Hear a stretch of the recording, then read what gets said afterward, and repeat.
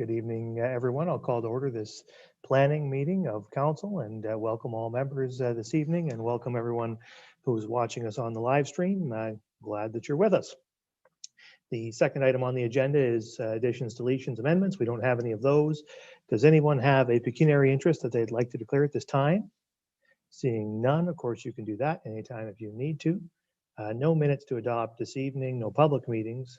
So that moves on to committee of the whole and a delegation from Mark Powley and Jacob Van Dorp from Bruce County, with a Bruce County housing report. And I will turn it over to Mark. Good evening, Mark. Good evening, Mayor and Council. Thank you and thank you to staff for creating some space for us on this agenda. We're pleased to be with you. We're particularly pleased to be with this agenda in combination with the other reports, the staff report discussing housing, as well as the report from the task force. So we think it's a great combination of material, and we look forward to a great discussion. The senior planner, Jack Van Dorp, is with us, and he did the heavy lifting and worked with Strategy Core consultants on developing the interim report, and he'll take over the remainder of the presentation. Great. Thank you, Mark. And just got a screen up there, I believe, with our presentation for the evening, which you'll also find in your agenda. Just thought we'd assume there's probably some familiarity with the discussion paper on the agenda this evening, so we thought we'd do a fairly quick flyover and then spend some more time in discussion. So just looking quickly at why we're here, some of the current conditions and trend, some of the policy directions we've outlined for consultation in the Homes paper, and then some of the next steps that we're seeing. My volume okay for everyone to hear all right? Yeah, okay, all right. So, I mean, this is really pretty much, we're here because everybody needs a home, and housing needs can vary by life stage. Picture below shows, single detached houses on the left, mid-rises on the right, and a really big range of houses in between that might be good for individuals and families at various stages of their lives. But when we look at Bruce County, we see that 83% of our homes are single detached. And we also note separate houses on separate lots are somewhat more expensive than other types of homes. And that's been okay for a lot of people for a long time. But we're starting to see that housing prices are increasing faster than income for many people across Canada, but also in Bruce County. And what we're showing here is that between 2006 and 2011 on the left, we had some fairly even housing prices and incomes. But a big jump into 2016 in housing price without the big jump in income. And that's not even factoring in some of the recent years where we've seen further increases in housing costs relative to income. So the plan, the Bruce Homes project, is about using land use planning tools to increase the supply and mix of homes, with the goal being that more people can live in the size and type of home they need, and close to the jobs, services, and amenities that can help you. Some of the key resources we've been able to draw upon, in addition to provincial policy and guidance, include the existing official plan, housing strategies, previous public engagement through the Bruce GPS project, and a recently completed land use service delivery review.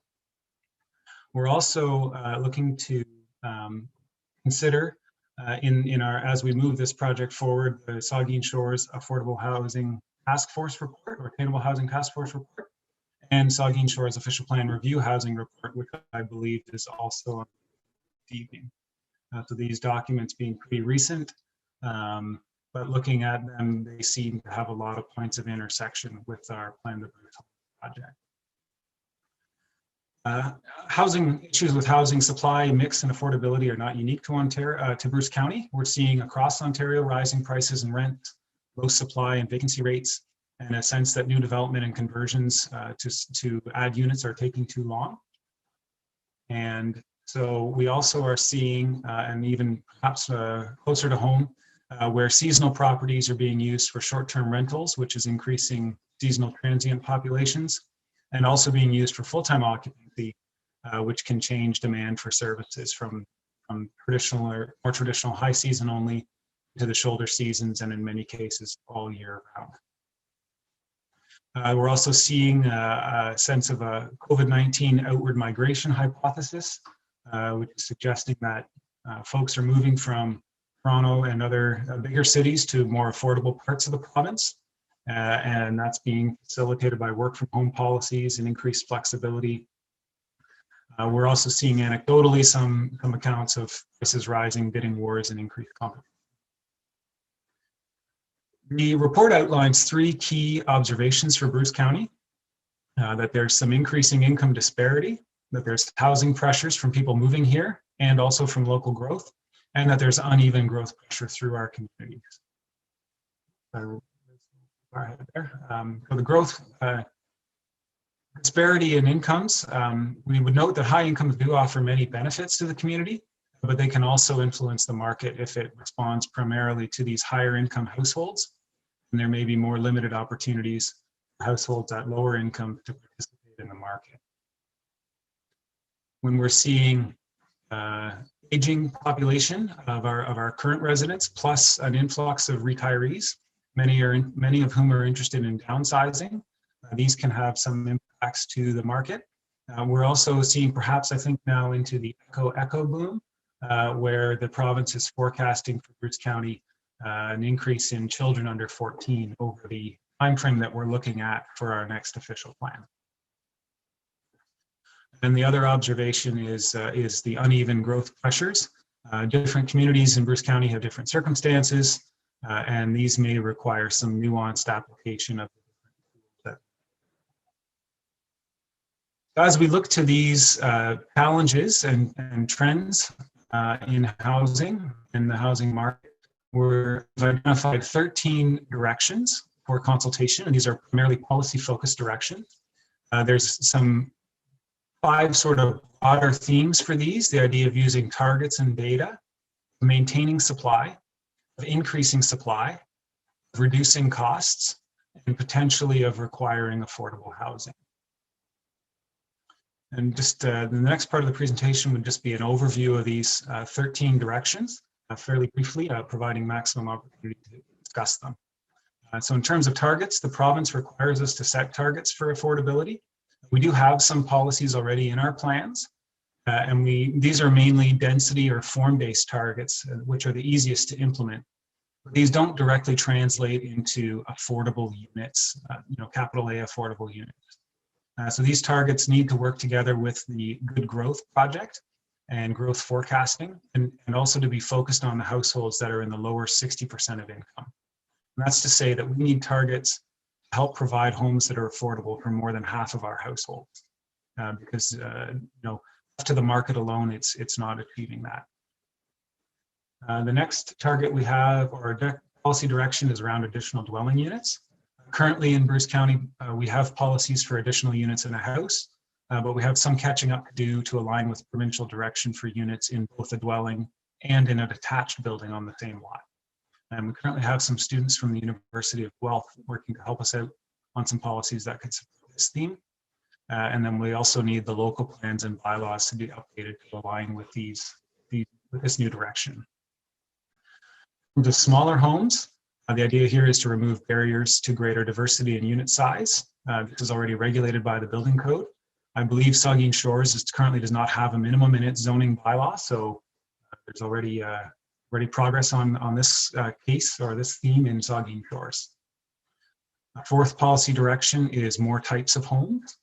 And the idea here would be to use plans and bylaws to specifically permit a broader range of unit types without getting too prescriptive in terms of the details. This would be to make it easier to get building permits for different types of dwellings. The next direction we have is looking at increasing stability and flexibility through a development permitting process. And so this is using a tool created by the province that allows neighborhoods to be pre-planned. It supports performance-based land use planning, and it has lower risks of appeal. It also enables delegated approvals. So that would be more responsibility to staff for approvals, and allows the use of conditions on approvals. Any current community can set up a community planning permit system, and there are places like Brampton, Lake of Bays, and Gananoque they're using them for things like housing, environmental protection, and community character.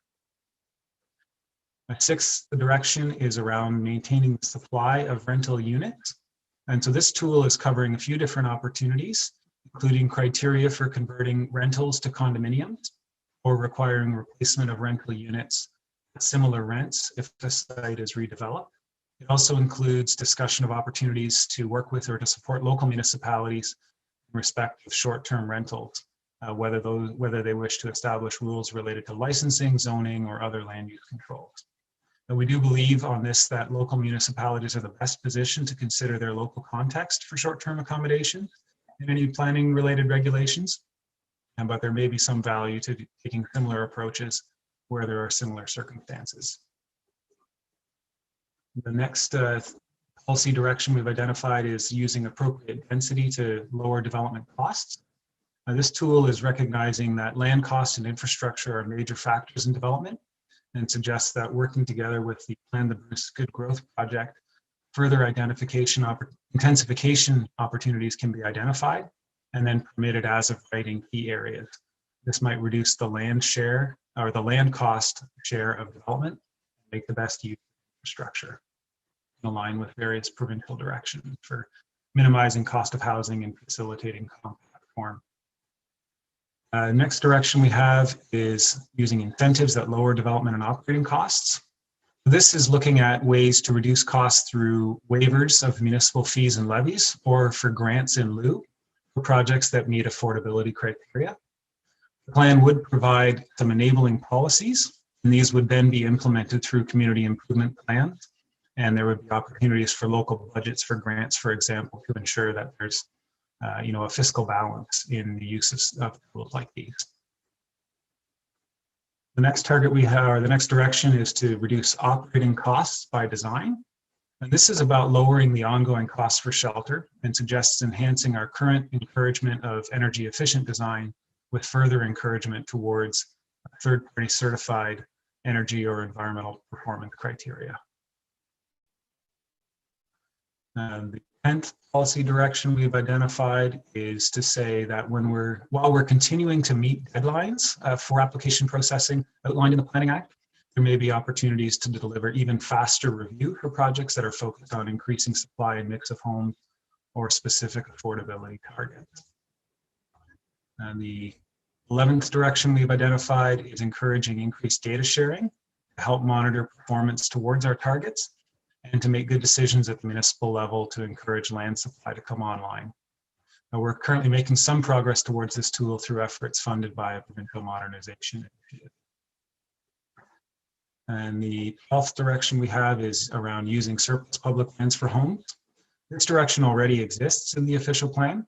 It's not intended to mean that any vacant lands owned by a municipality are surplus or are to be dedicated to housing. But it does note that there may be value in further local policy that helps keep affordable housing top of mind when considering surplus assets. And the 13th direction we have is about requiring affordable housing. So this direction is called Inclusionary Zoning. It's available if the province issues an order to establish a system as part of a CPPS. And so that's some deliberate language and steps required there. Set up and operation of inclusionary zoning would require developing and maintaining an assessment report with analysis of types, size, units, rates, and potential impacts. And it applies only to development with 10 or more units. It's also not necessarily a free tool. Developments do still need to be viable, and so incentives may be needed to offset incremental costs. And so we've identified this tool as a possibility, which would require us to seek permission from the province through the form of a provincial order. And this would likely perhaps be best viewed as a last resort if other efforts to increase supply and mix are not effective at getting guaranteed affordable housing built in communities. If the province were to issue an order to set up a system that would enable the inclusionary zoning, there would still be a public process with open houses, public meetings, etc. However, only the province would be able to appeal the amendments and the bylaws that would be used to establish the system. That's a very quick flyover of sort of the context and the 13 tools we're looking at. In terms of next steps, we'll be launching engagement via our planthebruce.ca website, including a survey with questions related to all 13 of these directions. And we've got virtual stakeholder meetings, including our gathering with you this evening, and some follow-up with staff. And then following all those engagements, we will do a final discussion paper, and that'll be to inform the Bruce County official plan. I'd be happy to take any questions you may have at the time. Sure, thanks, Jack and Mark. Let me just expand my screen here, and oh, there you go. And I'll ask if any members have questions or comments. Councilor Grace. Thank you, Mr. Mayor, and thank you, Jack and Mark, for the report. Very interesting, and you know, a lot of good background in the report to support your recommendations. You've answered one of my questions that I sent to you earlier about the community permit system, the inclusionary zone. And thank you for that, about the appeals process, the public input. That's good to know. I do have a question about your comments about short-term rentals, because I think you know, our municipality and other municipalities like us in Bruce County that have where tourism is a very important part of our economy. The short-term rental market is very important to support that tourist, the part of our tourist economy. But it's really, as you pointed out, I think in your report, in conflict with the need for long-term sort of year-round rental accommodation.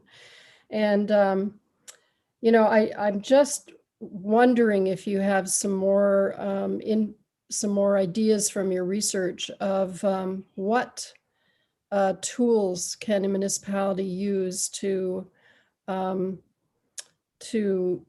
try to, I don't know, maybe license or have a more of a handle on how much of that is occurring. If you could elaborate on that, that would be useful. I would say thank you for the question, and through the mayor, we haven't taken a very deep dive into the different tools that different jurisdictions might be using. But I think you've really highlighted something to say, getting a sense or a handle of the scope of it within your community would help to understand whether it's a challenge and then what tools might be best suited to resolving those challenges.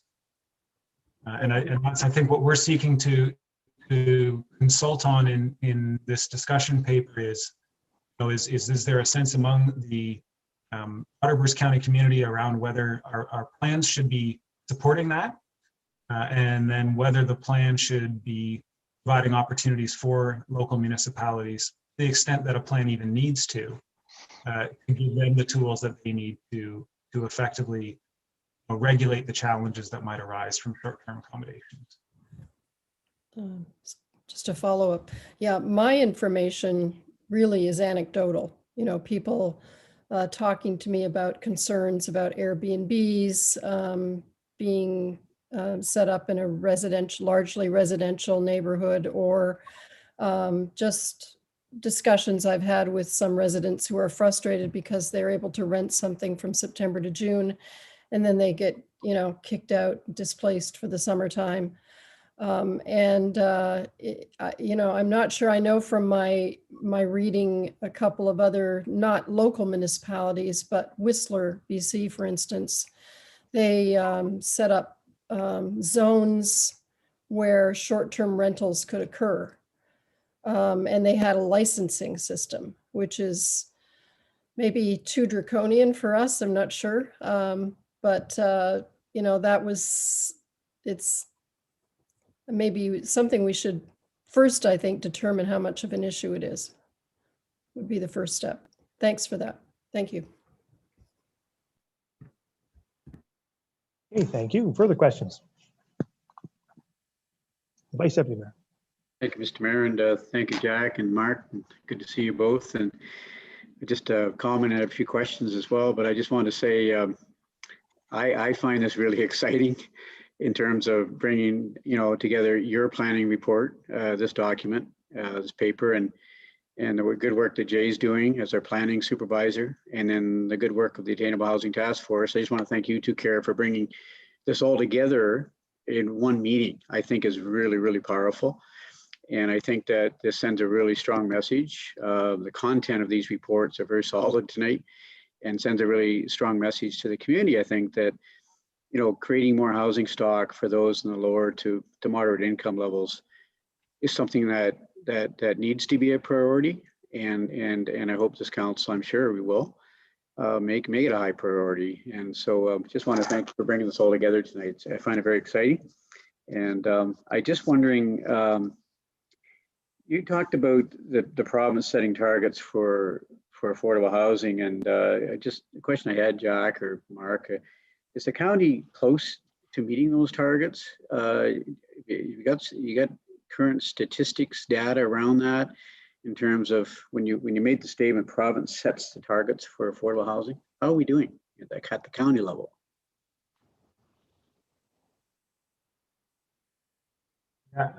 I would say if we looked at the Affordable Housing Task Force and Housing and Homelessness Plan updates, they would show some of the issues that we have with that. I would say there's certainly progress to be made for it. I don't know that we have a clear signal for performance against those targets at this time, but that would certainly be one of the things we'd be looking to achieve through the better data that we've identified as a need for this report.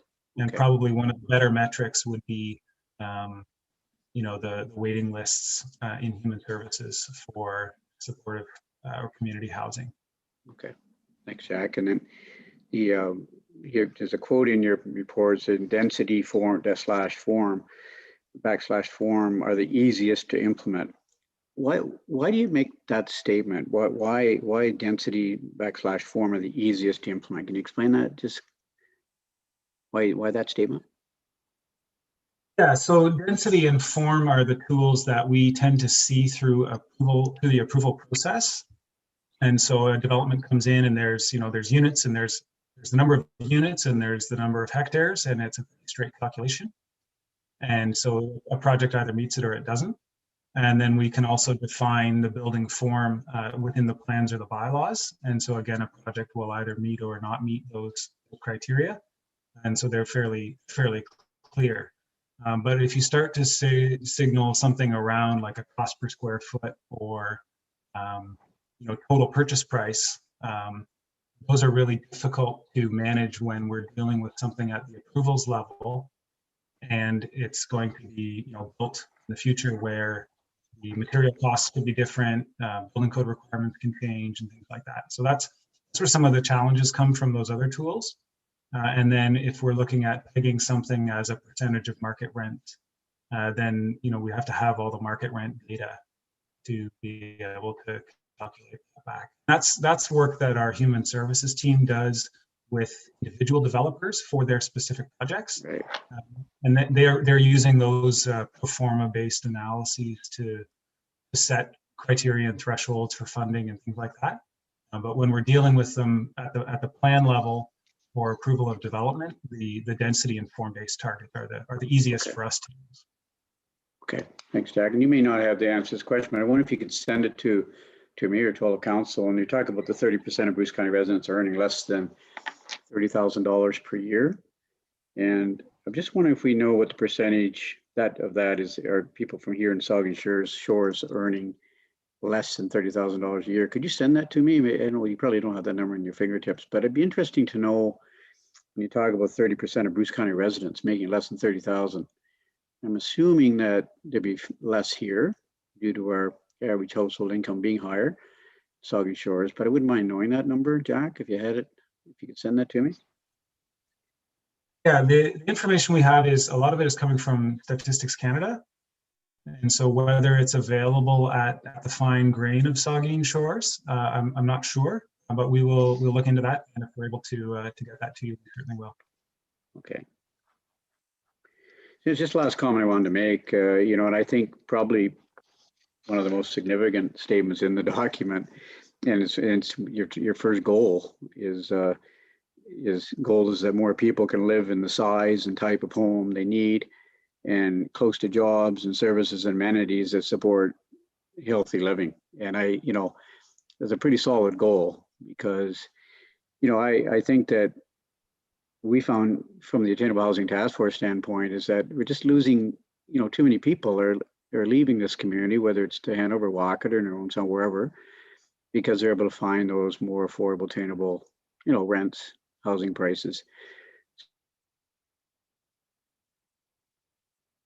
We should all be working towards together. And you talked about these two reports intersecting, and they do well. So the timing is perfect here for all three reports to come together. So hopefully we make some good things happen with official plan updates, and we're going to put some strong wording in there to help our developers become more, make it more attainable, achievable for our developers to build here. And so I think that's probably one of the goals here, is it to make sure that we've got those measures in place to make it more achievable for our developers. So thanks for the great work everyone's doing, Jay and Mark and Jack and everyone. So thanks for your presentation. Great, thank you. Further comments from members? I have a couple of comments.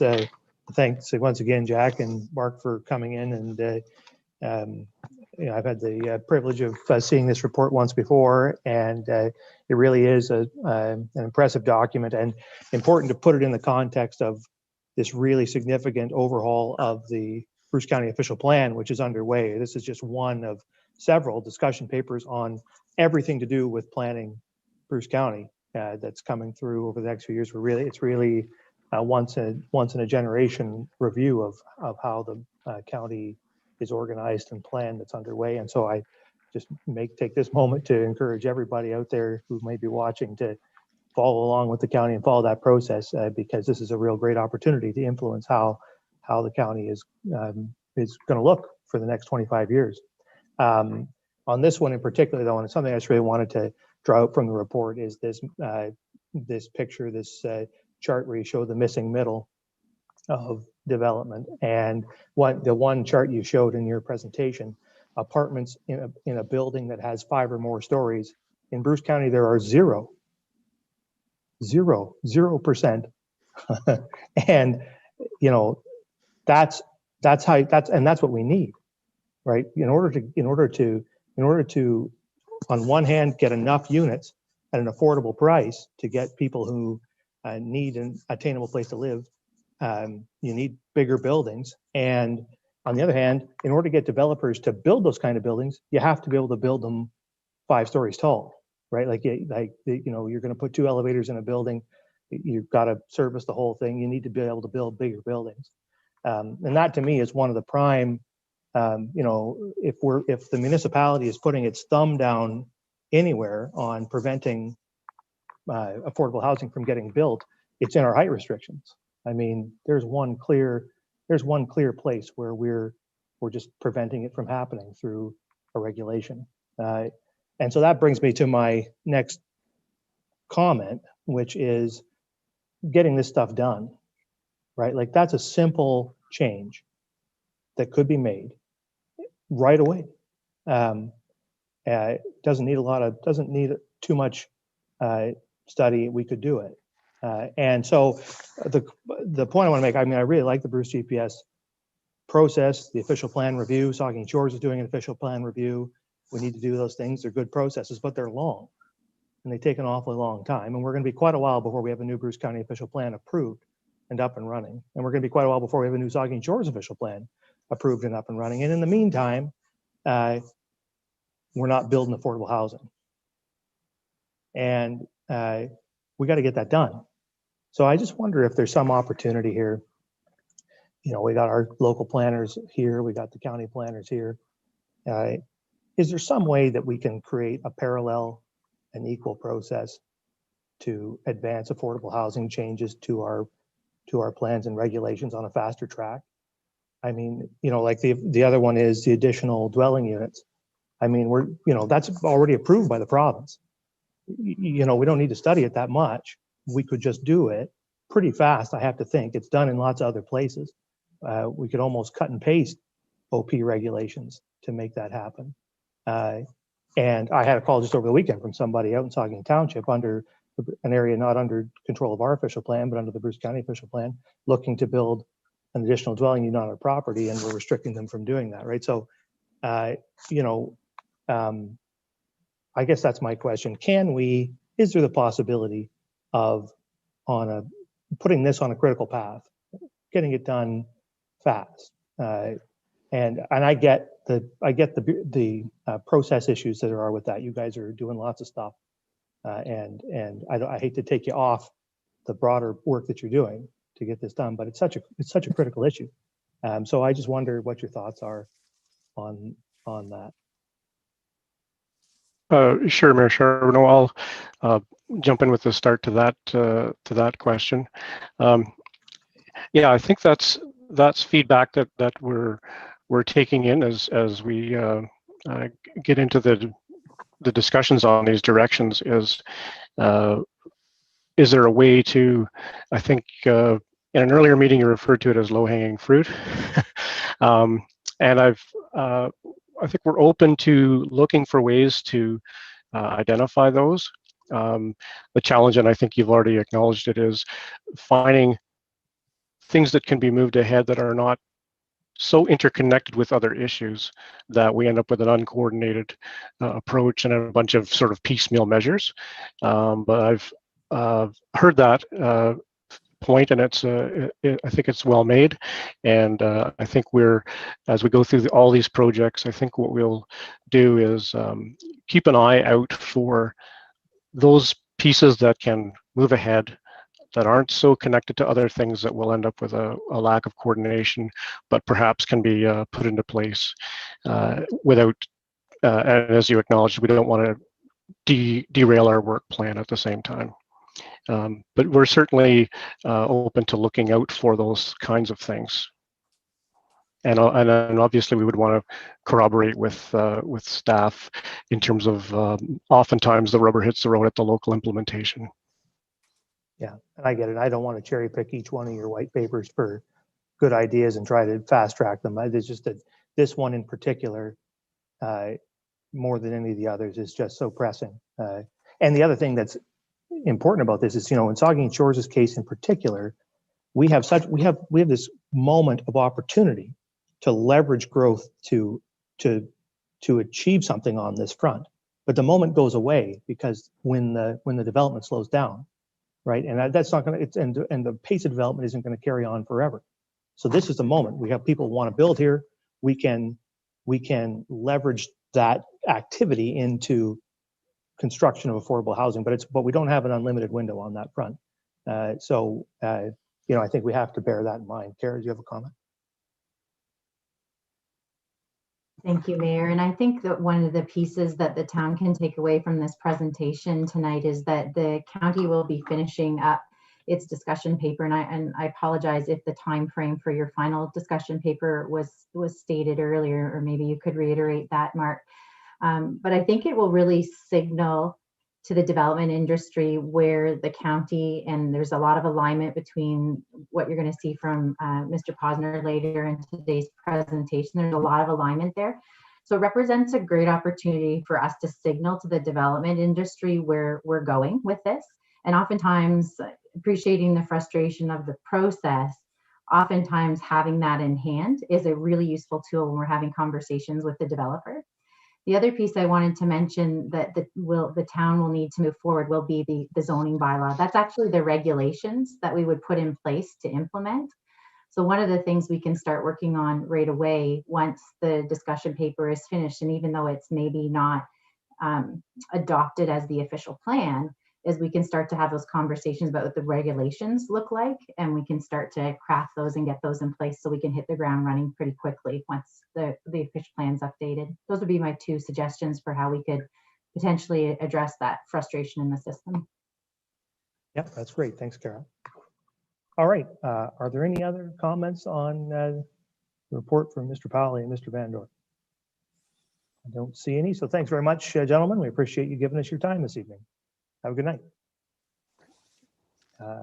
And so that moves us then on to reports, and we have a report, 6.2.1, an information report on the Saugeen Shores official plan review, housing discussion paper update, and the development supervisor, Jay Bosner. Thank you. I don't intend to do quite the presentation that Jack did, though I think it is an opportunity to highlight a few of the things. I don't say that because he did such a great job.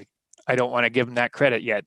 I do it because there's a lot of alignment. I think that's one of the key takeaways is there's really a lot of the same things being looked at both at the county level and at the Saugeen Shores level. So I really just want to highlight maybe the differences or some of the unique features that are really Saugeen Shores specific. And before I go on too far, I wanted to just say that we talk a lot about the official plan and zoning, and but it is really just one component of looking at housing and affordable housing. You'll hear later on from the task force, 4 or 5 other major sort of subject areas where the tactics, the strategy and the tactics should go unparalleled, and that the planning side, the OP and the zoning is just one element.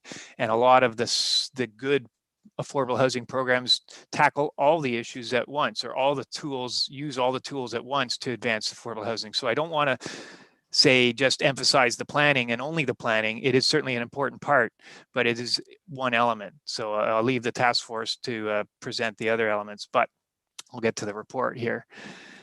And so this really, the impetus for the report is to be able to say, hey, we want to inform council what's going on. We certainly, it's been a few months since we looked at housing, but we wanted to tell you that this is really a good opportunity to align. I've already said that, but I also wanted to say that I'm frustrated a little bit because I really do depend on public engagement and stakeholder consultation. I think I wouldn't be able to do a very good job if I didn't understand what the housing concerns of the community are, so that they can be echoed and put forth in the official plan. And so part of the what's presented for you is maybe this will spur on additional commentary from members of the public, will encourage you to reach out and learn about housing, in particular and the sort of 4 subject areas or the subject areas outlined in the report. So I want to highlight that. I guess another component is an opportune time to tell you about the work the University of Waterloo School of Planning is looking at. They're looking at 3 research projects in particular to looking at housing affordability and attainability. One is on the best practices, so we can look at better planning policy and zoning regulation. One's looking at the viability of tiny homes to address housing need.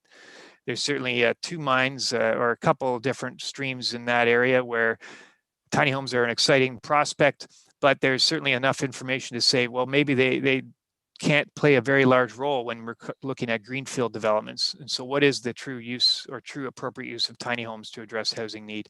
And then the final one is that the school's working on is they're looking at monitoring and evaluation to better understand the impacts that of the decisions we make on housing.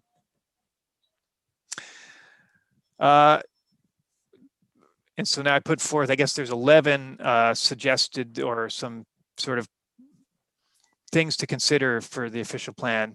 And one is to incorporate our most recent housing projections or our population projections. And as we know from our development charges background study, and we're using it already in our transportation management plan and our water and sewer master plan projects, is that we expect more than 8,000 residents by 2041. That's quite a bit more than our official plan originally identified. And I think it's important to acknowledge that new population, because what we know that what we plan for those 8,000 people, it affects how we might go about trying to accommodate them in Saugeen Shores. And so, for example, 8,000 people, we already have targets to meet 10% of our growth as intensification or infill projects. That's, as you can imagine, that's 800 people have to be accommodated in our built up areas, or 30% of our housing needs to be affordable or medium and high density. And that means if you translate 8,000 people, the number of households, that's 2,400 households, it's about 700 homes. So about 700 homes have to be medium and high density. How does that look like? What does that look like in the plan? So I think it's important to acknowledge that growth forecast. I guess I would like to consider maintaining the intensification target of 10% until we get further along with the county's growth paper. And so that's, again, another thing to manage or look at. I'll skip ahead to location of infill. And this, I think, points to the mayor's comment about height and other easy low-hanging fruit, potentially, maybe not, but consider allowing lands designated residential, all lands designated residential, as appropriate locations for intensification. Considering allowing a higher level of intensification in identified nodes and corridors, and perhaps along Goddard Street, the highway, we could have a higher density, taller buildings to accommodate a range of uses, including mixed use buildings and residential growth. Saying that, we should, and I'm looking at intensification guidelines that would help council and developers understand how they can accommodate new growth into existing neighborhoods and existing built up areas. ARUs, I won't repeat that. Phasing of residential growth, maybe this is a little nuanced, but one of the things I've encountered with the master water and sewer plan is that we're trying to plan for all sorts of growth, but maybe there's a component to make sure that the timing of new infrastructure, the financing of new infrastructure can be re-examined so that it can be targeted to those locations most in need of that infrastructure. Mix of housing types, Jack's already done a really good job addressing that. I won't emphasize short-term accommodations. I will highlight affordable housing. I identify that we should at least consider the recommendations of the task force. They weren't just task force recommendations, in my view, that were made up on the spot. I guess I'm a true believer. I think they're well thought out, examining the, what can be done and what may be done in our official plan.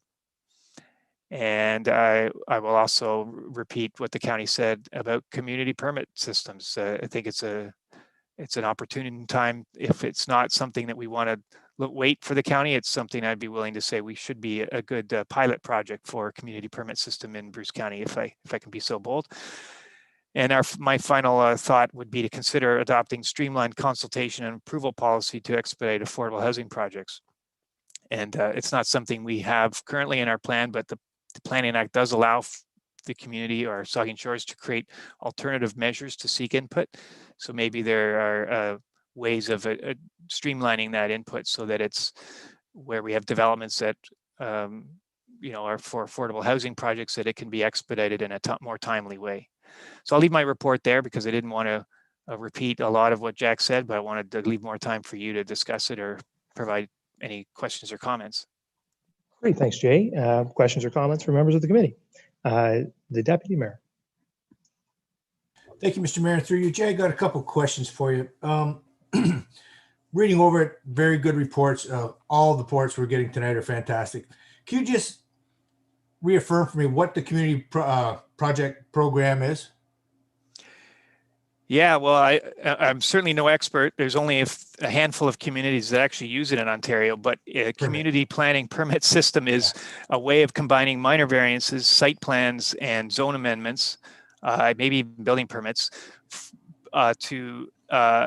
for applicants to facilitate development. And they can be set up to be as detailed as you want. They can look at a range of issues. It doesn't just have to be housing. It could be looking at design or heritage preservation. It could be looking at environmental protection. It could be doing a bunch of things at once. But the main, I think, attraction of it is that we consult a lot ahead of time to create the system. And so it is geared to informing developers and builders in the community about what we actually want to do. And if something meets those standards or addresses those performance issues, they can go ahead right away. They don't have to go through a potential for an appeal, for example. That appeal right is removed because we've done all that consultation up front and they've met those sort of main points of the permit system, or we've allowed some flexibility in the permit system so we don't have to have a a more cumbersome, timely public meeting notification and so on.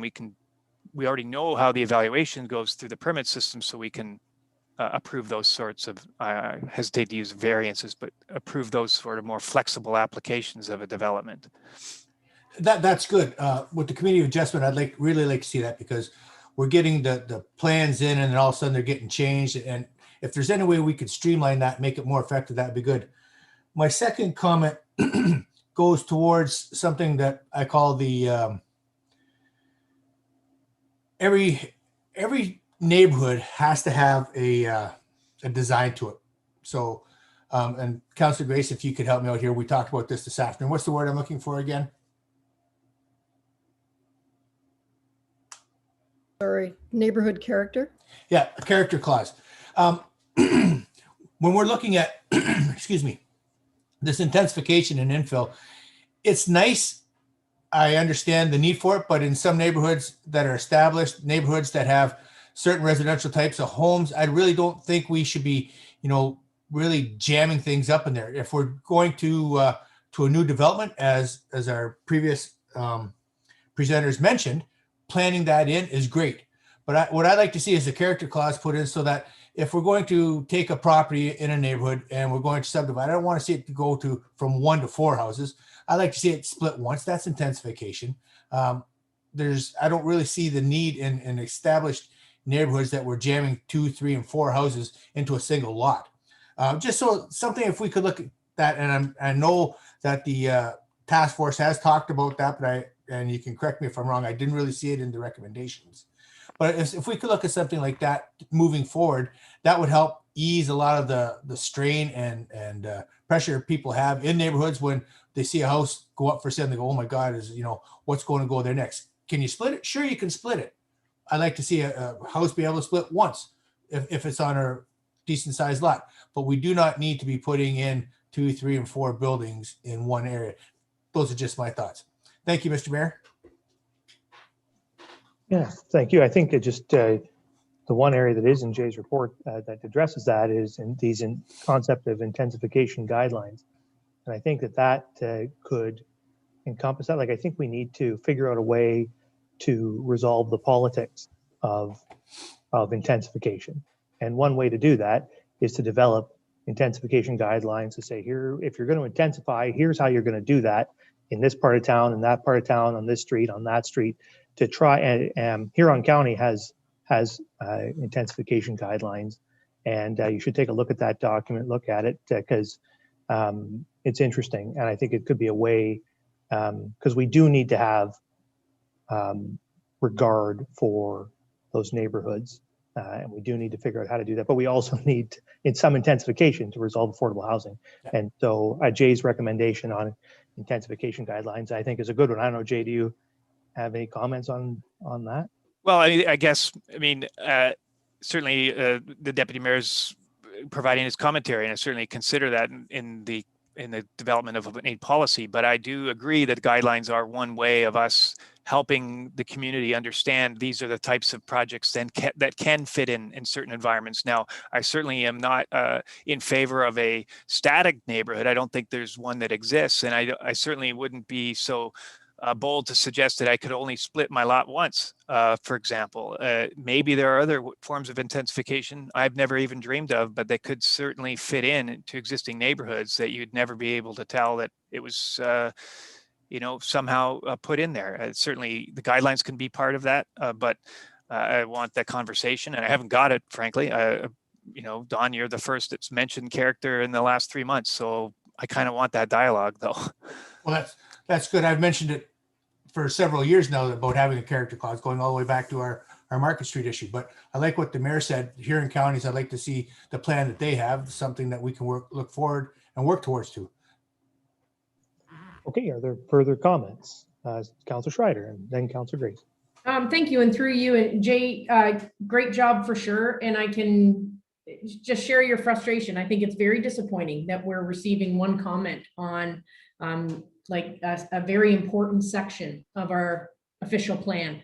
And I think it is disappointing. I think far too many times the town and staff are criticized a little bit, I think, for not consulting with the public, and here we are doing that, and it's like pulling teeth almost. I'll leave it at that, and I think that it's good to see that you guys are looking at different ways to reach out to people and to find some new successes, but keep up the fight anyway, and don't get too frustrated. That's really too bad. I do think that, and just back to the previous comment as well, as I like the idea of guidelines, I think, for when we want to do something like that.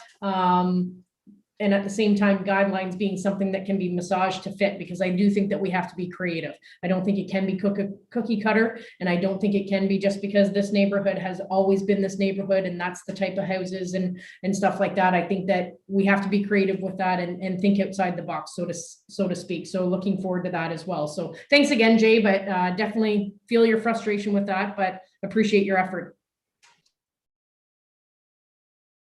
Thanks. What did I unleash now, Sorry, Councillor Grace. Thank you, Mr. Mayor, and thanks, Jay, for all your work on that and the Attainable Housing Task Force as well. I have a couple of questions, comments. The first is just building on that issue of public input and your comment about saying that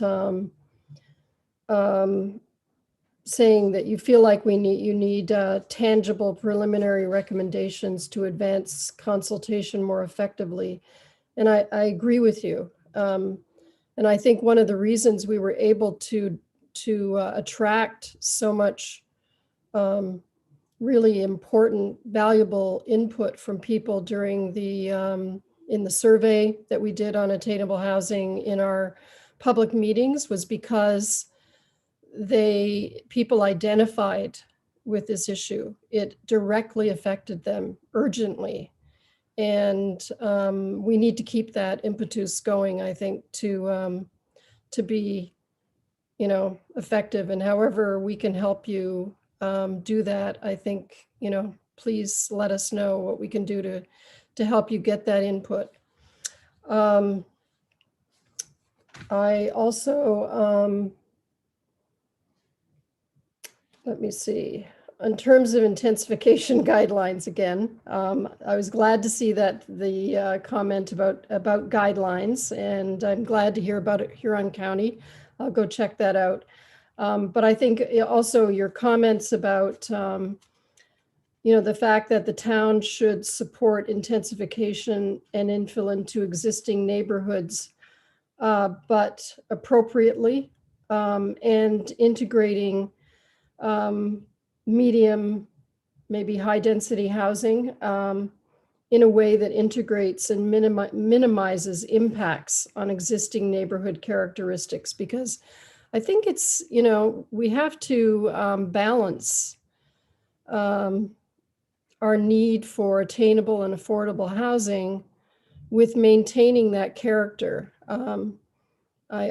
I kind of harp away on that, but that's a really important, to me, that's a really important piece of our economy, of attracting people to come live here, of attracting tourists. It's really important that we do that. And so I really welcome looking at those guidelines. My last comment is just about the planning process, and I guess I would echo what the deputy mayor said about hoping that we can streamline our process, but also make it friendlier. I feel like in some ways our planning process is, I'm noting a growing tendency for applicants to feel like it's too complicated. They need to hire a planning consultant, even to do something that may not be that difficult, like a minor variance, because there are a lot of steps to go through in maybe doing a renovation on your home, or even building a new home, but not a big, apartment or complex with numerous townhouses, but just your own single family home. And I think that's frustrating, and I hope whatever we can do in this, that we can make the process friendlier. And it's not, I know it's also tied to the county. It's not all in your bailiwick by any means. But thanks again for all your work on that. Okay, thank you. Okay, thank you. Further comments from members? I guess I'll just the one comment, and it's really a continuation of the theme I had in the last presentation. But your second point, point number 2 near the top of the report about aligning our housing work with the County of Bruce's ongoing official plan review. I think I don't have trouble with that, except to say that I hope that alignment isn't a euphemism for delay or doesn't become one, right? And this is the thing, I think, if the county can't move fast enough, then the county's just going to have to catch up. We have to advance this, and there are things we could be doing, and we should be doing them. I guess for myself, speaking only for myself, I just will not be satisfied with 2 years passing before we get some of this stuff implemented. I think that certain elements of this, especially the ARUs, we should be able to do and clear that regulation out of the way so we can make this advance. And so I'm hoping that we can keep the urgency behind this. And I don't, what you mentioned, Jay, alignment, and we are well aligned with the upper tier. In fact, what you're proposing is essentially almost exactly what they're proposing and what municipalities are proposing all over the province. So I don't think we're going to get out of step with the county. Honestly, I think we're going to be well in line with whatever they come out with, and we should be, working on doggedly advancing as fast as we can. So, and I didn't say doggedly just because it's it's in the head. It's in the head. Maybe it was subconscious, but anyway, no, that's. I'll let you have the last word. I want to emphasize it is not meant for delay. It's meant as a pause, because the minimizing the risk of having to do this 2 or 3 or 4 amendments just on housing, that would frustrate me more than taking a few extra months. I maybe risked, some ridicule here, but I think that the one more sort of go at with the county to make sure we're really close would do this process and end up with a better policy at the end, so that we can write the zoning bylaw that addresses height. And there's no argument against it. All sort of challengers may be, still have to look at the policy and see their strength, they're strong, and they're tied well together. So. No, I will not. I would never ridicule you, Jay. And only to say that just my children. I'd only to say that I'll be. I'm going to be pressuring both the county and the town to advance as quickly on this as you can see tonight. And I think hopefully we can move in alignment quickly. So we'll keep working on that. But anyway, thanks very much for your report, Jay. Much appreciated. And that moves us then on to reports, council and reports. And we have one report, and it's the Attainable Housing Task Force final report and recommendations. And we'll turn over to the chairman of the Attainable Housing Task Force, Vice Deputy Mayor. Well, thank you, Mr. Mayor and members of council. And just wanted to say this, it's been 1 year, I guess, since we started this process back when council approved the terms of reference for the Attainable Housing Task Force. We appointed some members. We've met 10, 15, 20 times. Lord knows how many subcommittee meetings, combined to that number. And it's been a really good process. And before I started with the presentation, I want to say, and many are listening this evening, but I really did want to say a big thank you to the members of the Attainable Housing Task Force. They rarely missed a meeting, any of the members. And so I want to say a big thank you there. And the department heads, Amanda and Jessica and to our CEO, for offering up staff support, Sarah Wilson, Jay Posner. I mean, everyone's contributed in a real big way to make this happen. So a lot of credit goes out here, and I just want to say thank you to those people for helping to make this happen. It's been a good process. So I mentioned, we started back in almost a year ago now, and it's been a good process. So next slide. Thank you. So there are 25 recommendations that are in the report, but what I tried to do is break it down into 9 categories. You'll see before you here on the slide. I know you've all read the report, so you can see the 9 categories we're going to speak to you about. Next slide. Just want to read this to you because I think it's a really important statement, and the members of the task force feel very strongly about this. In that, it's fair to say that over the years, when it comes to providing adequate, affordable, and attainable housing for all ages, all incomes, society has stumbled or taken half measures.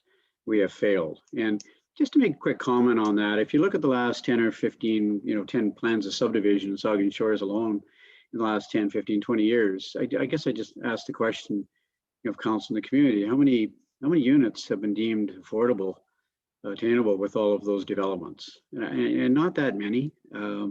So I think that's something that we need to change, and we've talked about it in the past, and we're talking about it again this evening, and hopefully in the future we can talk about when a plan of subdivision comes to council that there's a requirement that, hey, 10% or whatever that number is must be attainable, must be affordable. So in a lot of ways we have failed. I hate to start off the presentation in that tone, but we just need to do a whole lot better to help those in the low to moderate income levels. Next slide, please. So again, we were formed a year ago, and we did hear from lots of citizens. We had those 800 surveys that were completed, which was a really good number. People were pretty passionate about submitting their comments to the Attainable Housing Task Force. We talked to a lot of different municipalities about what's happening, some of their success stories with housing in their own communities. And we talked to local investors. We just recently, is in the last few weeks, we're talking to potential investors that may be looking at building some affordable, attainable housing. Bruce County Housing Services, Tanya Dixon, has been wonderful. We had several presentations from Bruce County Housing, and of course we had key stakeholder meetings. There were 3 key stakeholder meetings with 30 or 40 key stakeholders involved, and so there's a lot of good input from the community. I think anyone that feels they didn't have input, I don't think there's a lot of those in the community that feel that way. We provided every opportunity. So next slide, please. So what we're about to show you here, we did have lots of tremendous feedback from the community, and people were pretty passionate. And the community forum that we held, 2 of them, one in the afternoon and one in an evening session, were well attended. And we asked individuals to send in videos, how they're feeling about housing in Saugeen Shores, and testimonials. So we're just going to show you a couple of the testimonials that we heard from 2 families. So video number 1, thanks. So bear with me that I have to do a special share screen here. The first one is Mark Cameron and Lex. Outline of the issues that we have with the housing crisis in Saugeen Shores. People with money or existing property owners buying up houses to flip and sell at prices we can't afford. Anything we can't afford needs extensive money put into it. People have taken advantage of this pandemic. Both demand and price for properties in this area are way up. And as a result, the vast majority of purchases are places being used as investments rather than actual residences. Bidding wars on affordable properties knock us out of contention for obtaining it. People that were born and grew up here have limited access to sustainable jobs outside of one industry, and the housing prices don't reflect that. Both the median income of this town, and the median house price is way off. And even rental properties are becoming ridiculous. There's a lot of the population in town that are on fixed incomes, and their financial situation stays the same, but the rental prices keep going up. Minimum wage income, retail jobs that are here, and service jobs, there has to be affordable housing for everyone, for these people to live in. Even in the past 7 years since I've been here, the housing prices have just skyrocketed to prices that first-time home buyers cannot afford. This greatly affects our entire lives and future. We cannot grow, and we cannot expand, and we cannot start a family and move forward because everything is just too expensive. We want to be part of this community. It means everything to us. Thank you, Jay. Just before you show the second video, Jay, I just wanted to add a couple comments. And again, thanks to Mark Cameron and Alex for allowing us to show the video. And you know, the Great Bruce Real Estate Board number is just today, really yesterday released. The average cost to purchase a home in Saugeen Shores a year ago was just under $500,000. That number today is $615,000, and well, most of them are new starts, new builds. Numbers have escalated, and so you can hear the tone, you know, with Mark and Lex, and they're talking about finding a starter home, and it's really becoming more difficult. And I think you're about to hear from a renter too. They're going to be talking about, you know, how the rents have escalated as well. So, Jay, if we show that second video. Hi, my name is Karina Fleming. I am a 35-year-old woman that owns a pretty successful business in Saugeen Shores. I am currently living in a 3-bedroom apartment with my 2 boys. I would love to be able to purchase a starter home for us because we live in a loft and we don't have a yard or anything like that. But the prices in Saugeen Shores are insane. And if you own a small business or you're self-employed, it's pretty much impossible to get a loan for the type of housing that is around here. I don't foresee myself ever really being able to afford it unless something drastically changes in my financial situation or the housing market. Yeah, that's pretty much my story. The apartment that we're in now is great, but my landlord is trying to sell the building, and if she does sell the building, we will definitely be without housing, and I am not sure that I could even afford a rental space for the prices that are in the area. So thanks very much for listening to my story, and that's pretty much all I have to say. Thanks.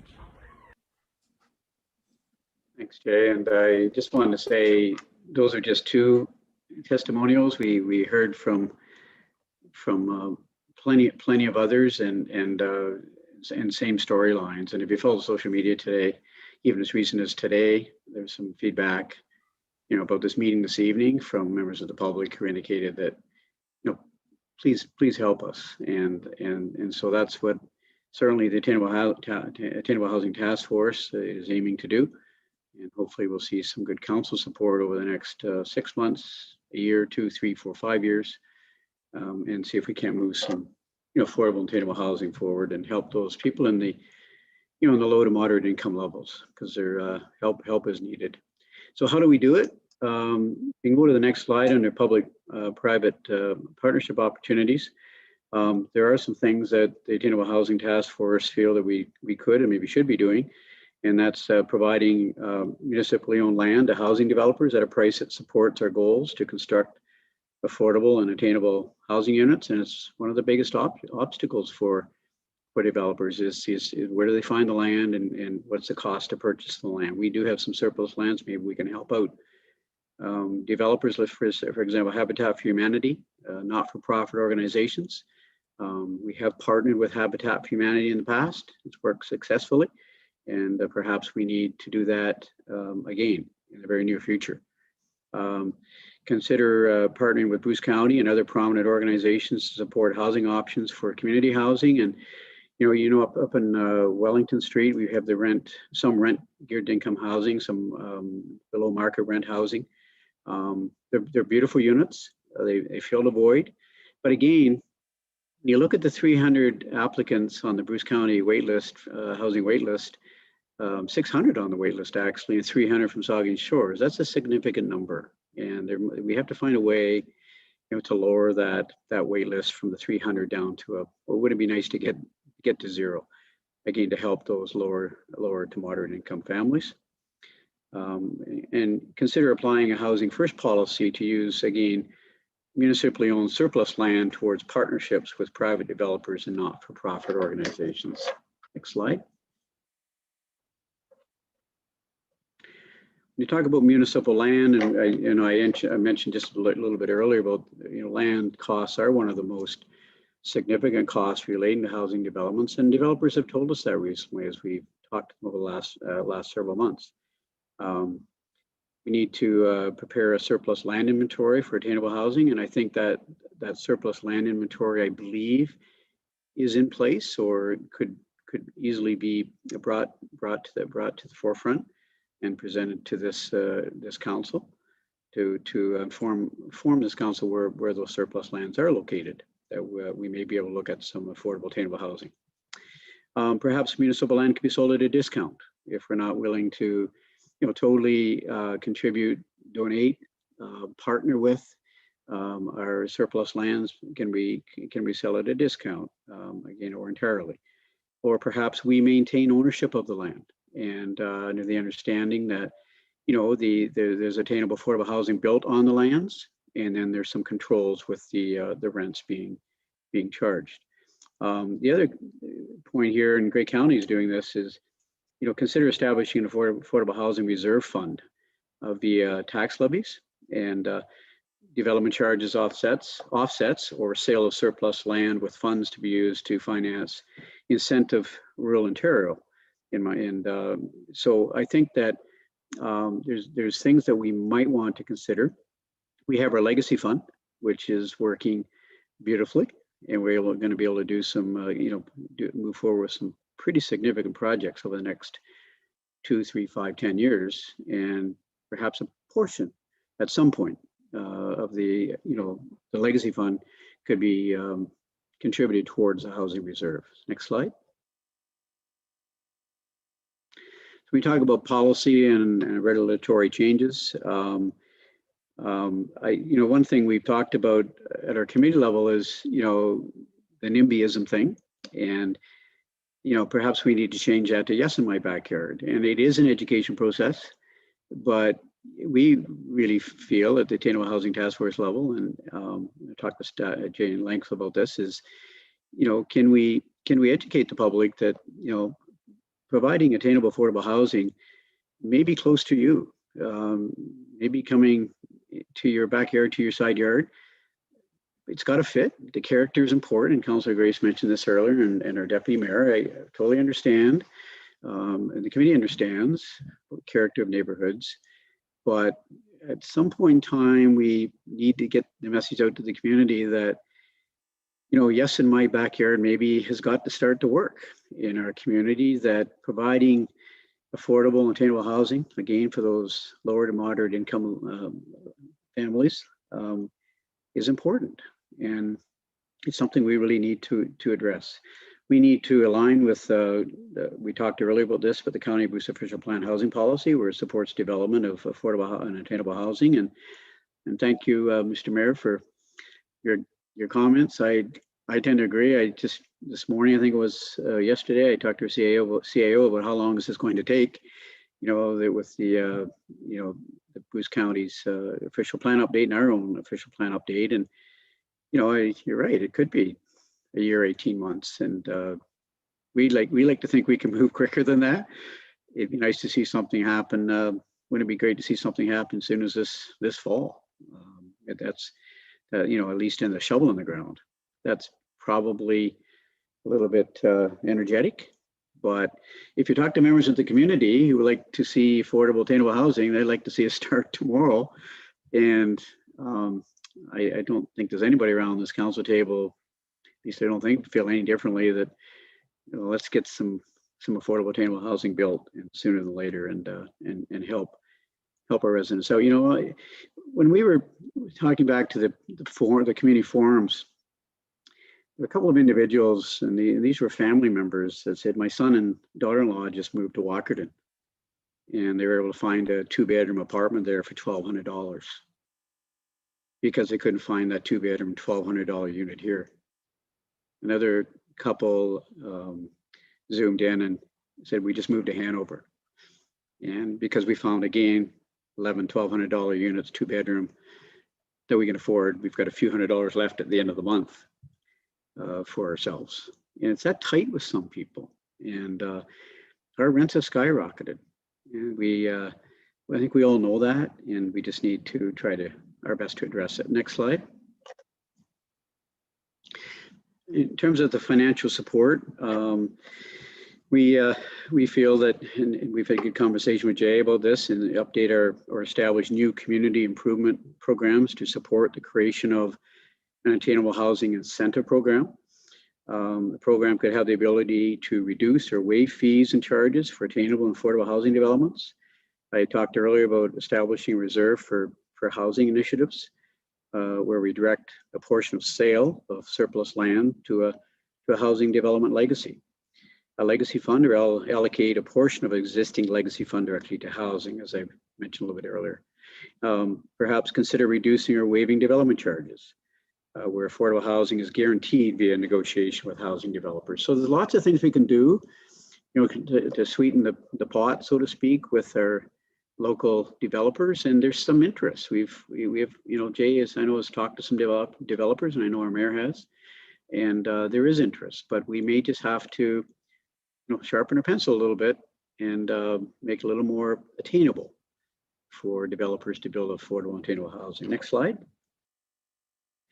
We, through the process, this was an interesting one. We've talked to the town of Blue Mountains, who recently formed an Attainable Housing Corporation, and their goal is to build 250 rental units over the next 5 years, and they're in the ground next month with their first of 250 units.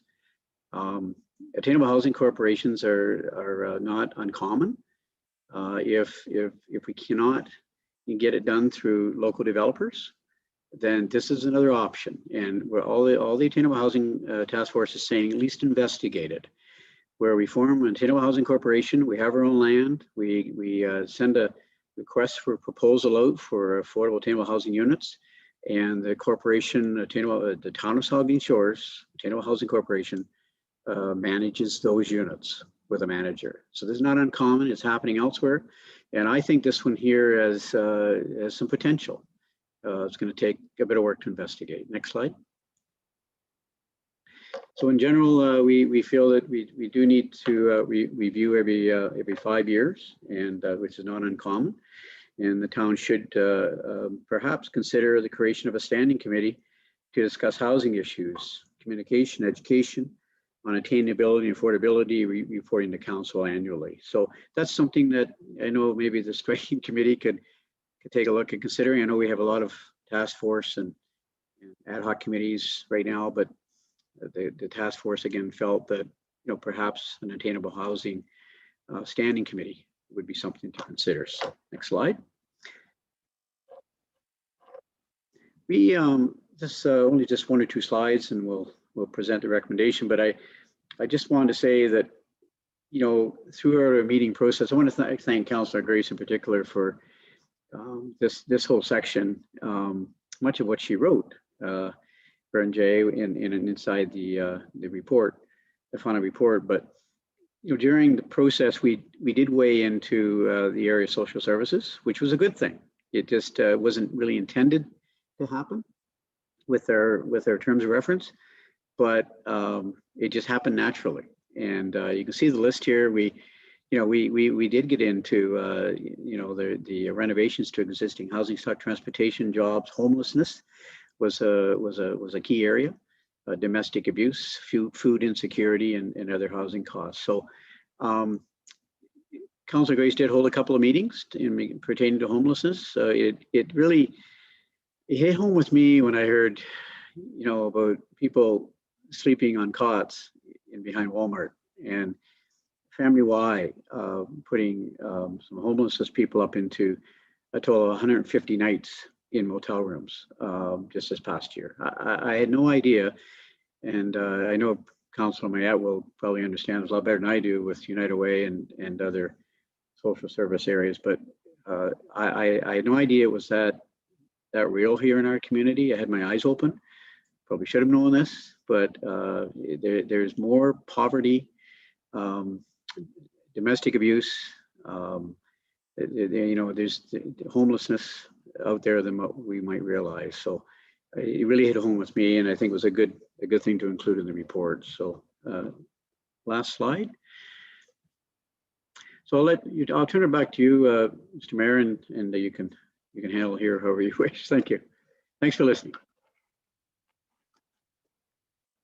Well, thank you very much, Vice Deputy Mayor. And just before I read the recommendation and ask for mover and seconder, I just want to say thank you to you and to the members of the task force, most of whom I hope are listening here this evening. This, of course, the presentation of this report represents the completion of the task force's work, and it really is a job extremely well done, and we certainly appreciate your dedication and effort that you in particular, Mike and Cheryl, and all of your colleagues on the task force put into this work. This is a very robust report that will serve the municipality well, and just the kind of work that we want from our committees. So anyway, thank you so much for your. Thank you, Mr. Mayor.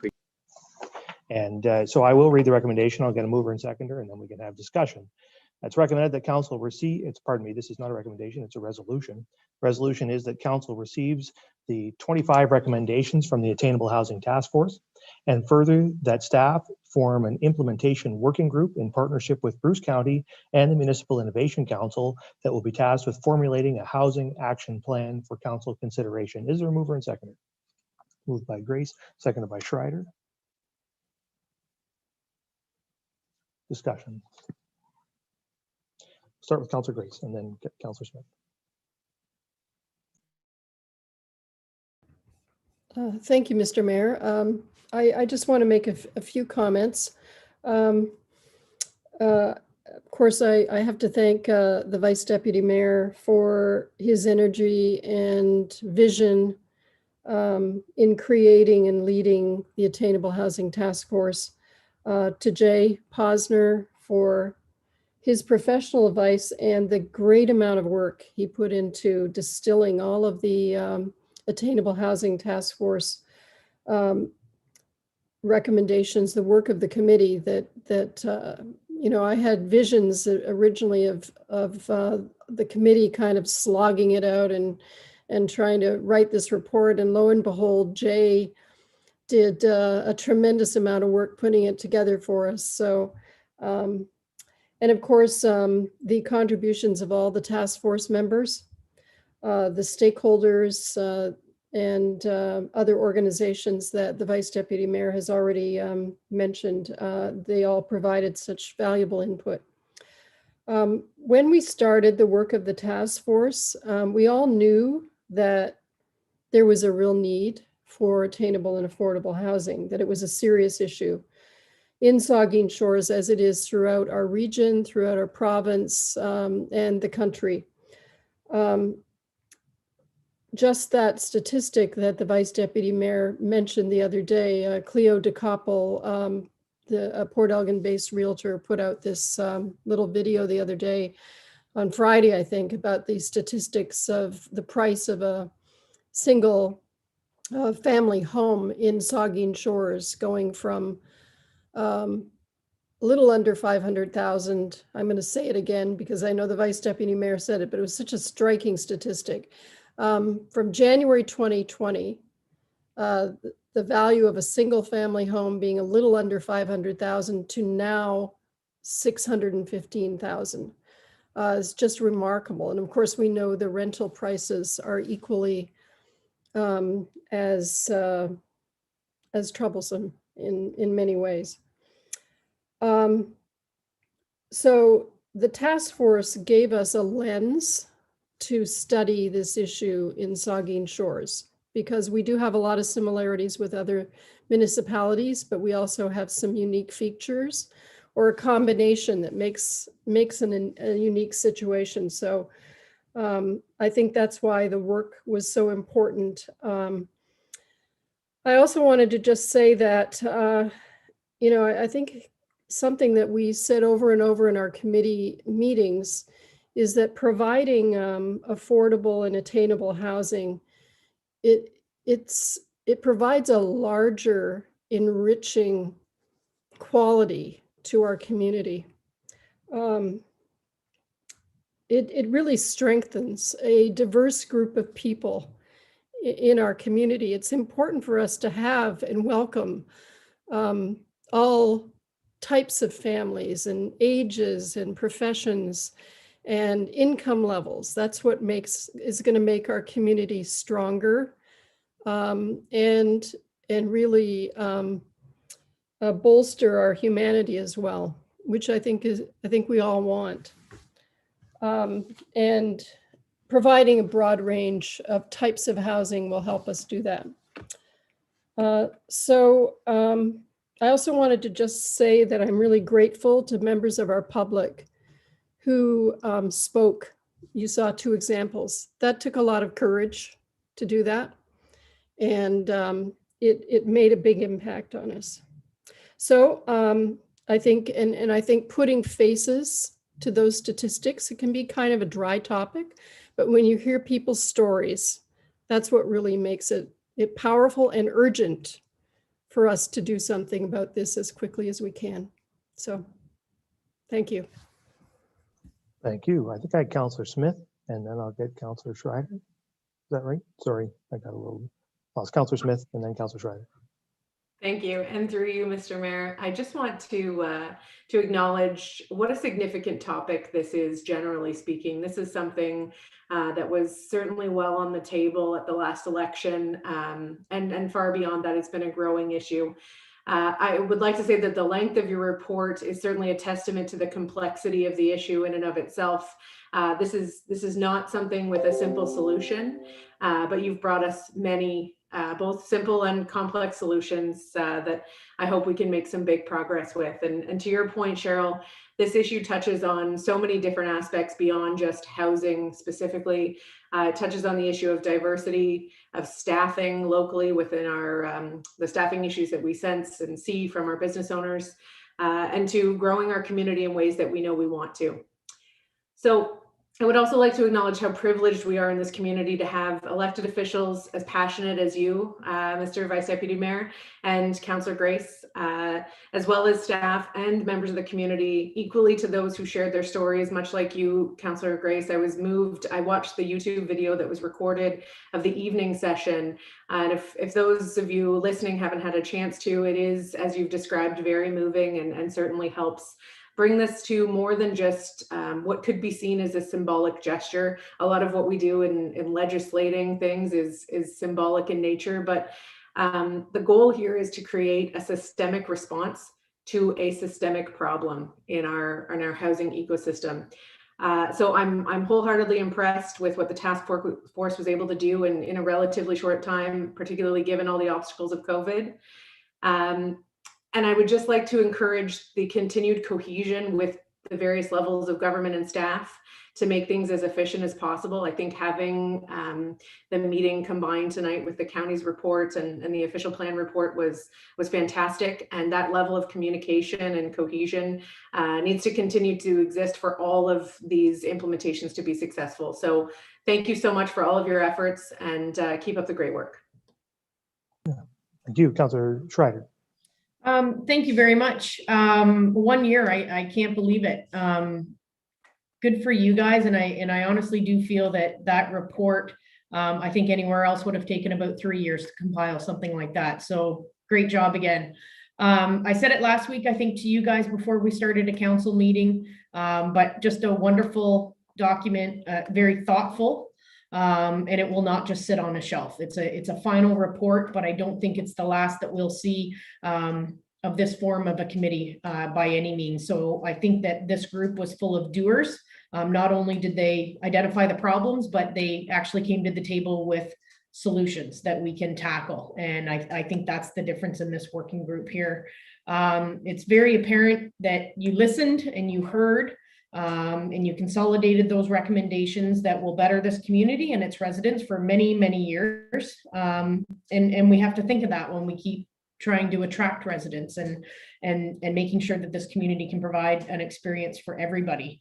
The highlights for me, the items that kind of grabbed me, were the partnership opportunities. I think that you guys discussed the use of our surplus land, how we can support in lieu or financial support, like a reserve funding program similar to our legacy fund, additional residential units, revise our OP with the lens of attainable housing, probably adding that flavor that we've been missing for so long. So I think that that's great. You touched on accessibility, which we can never have enough. We can always do more and we can always do better, especially with accessibility. So we appreciate that.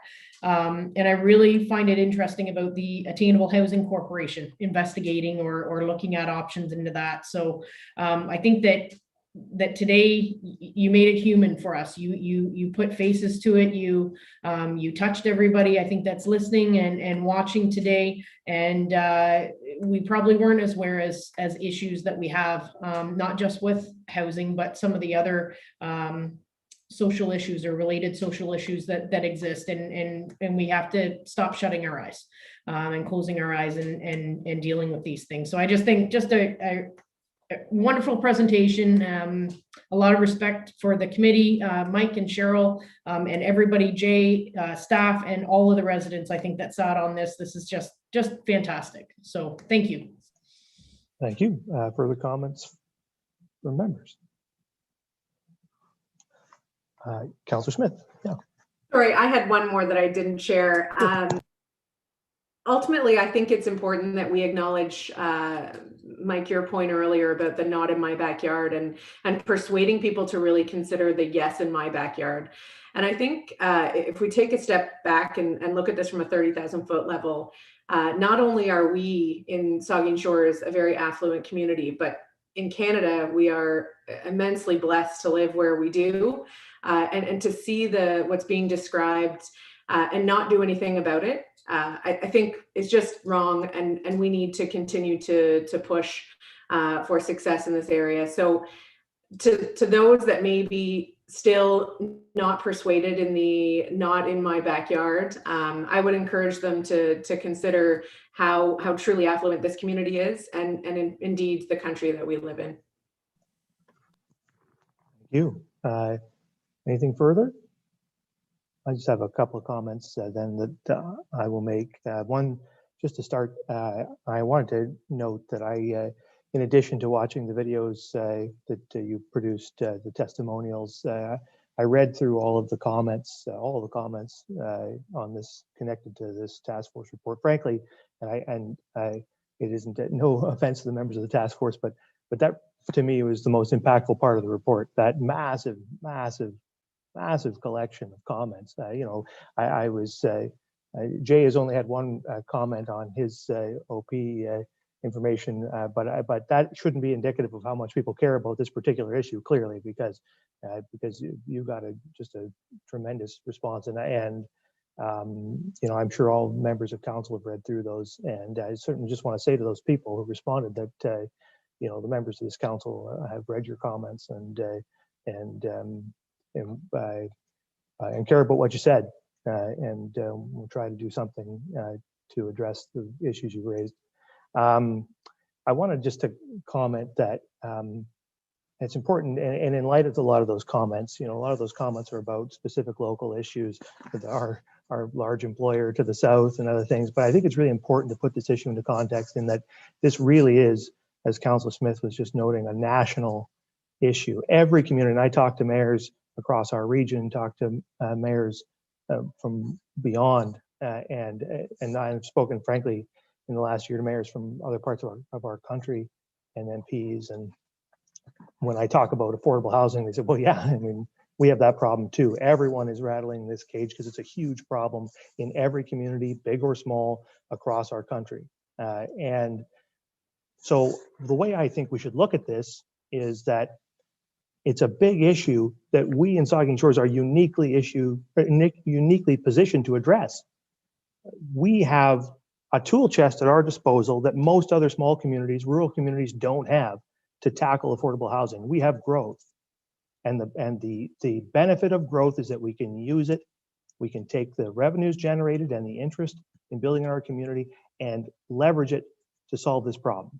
And very few rural communities have that tool chest, but we have to do it, and we have to, and that's the thing. We have to make that promise a reality. And so, the official plan stuff we can do, we need to do quickly. We can, our lands are there. We're the largest landowner in the municipality. And you're looking at its board of directors, and we can leverage those. We can leverage those lands to help solve this problem. The recommendations are all here, and I don't need to reiterate them all. We can do these things in partnership with developers, in partnership with our citizens, using our own resources, and using our regulatory tools. We can triangulate and attack this issue, and we have more tools than almost any other small community to do that. So I think we need to advance on some of those things. We're having great discussions, as the Vice Deputy Mayor suggested, with some local developers who want to be in those partnerships with us, which is great. And we're having great discussions with our planners and regulators to figure out how we can move the ball in those ways too. So I think the opportunity's there, and council is keen. We have a great task force report, and we can make some inroads here. And so now the work on that begins. Just to conclude, I think Kara had mentioned in her comment, and I think she's right, that a part of this, at least today's discussion, is about sending a signal to the development community, those people who we're going to need to partner with to tackle this problem. And I think the signal is from this council has got to be very clear, and that is that we are going to require more attainable housing from everybody who develops in this community. That's going to be the responsibility of anybody who wants to benefit by developing in the town of Saugeen Shores. But the message also equally to those developers is that we're going to be a willing partner as a municipality with any developer who comes to us looking to build affordable and attainable housing in this community. You have a partner in the town of Saugeen Shores. So there's a carrot and there's a stick, and we wield them both, and we'll wield them effectively. So you've heard the recommendation, and I'll ask all in favor. That is carried. All right, that moves us then to the end of our agenda. Let's get back to the agenda, sorry. So that moves on to adjournment, and I have a resolution that this planning committee meeting of February 16, 2021 hereby adjourns at 8:07 p.m. And can I get a mover and seconder? Moved by Matheson, seconded by Smith. All in favor? That's carried. All right, thank you very much. We stand adjourned. See you all soon.